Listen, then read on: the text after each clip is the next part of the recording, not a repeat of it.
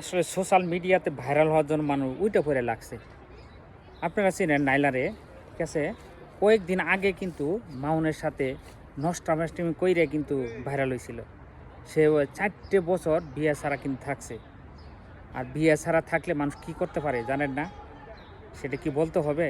তো যখন বিয়ে ছাড়া থাকতে ৪টে বছর তোমারে কিছুই করে নাই, পরে তুমি যখন চলে আসলা তখন মামুনের নামে তোমরা মামলা করে দিলা।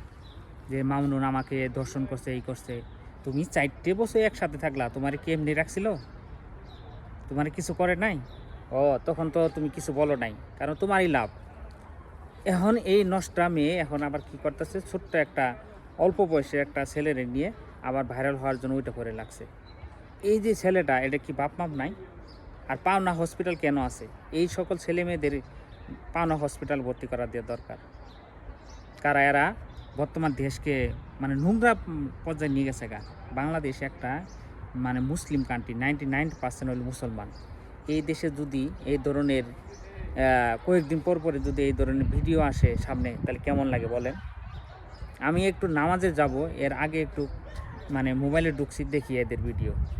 মানে ছেলেটা বলতেছে নাইলার জন্য পাগল, নাইলা যদি না পায় সে আত্মহত্যা করবে, সুসাইড করবে, এই করবে সেই করবে, মানে অনেক কথা বলতেছে। এদের কি আসলে এই লজ্জা শরম নাই? এদের কি বাপ মাপ নাই? এরা কি এসব ভিডিও দেখে না?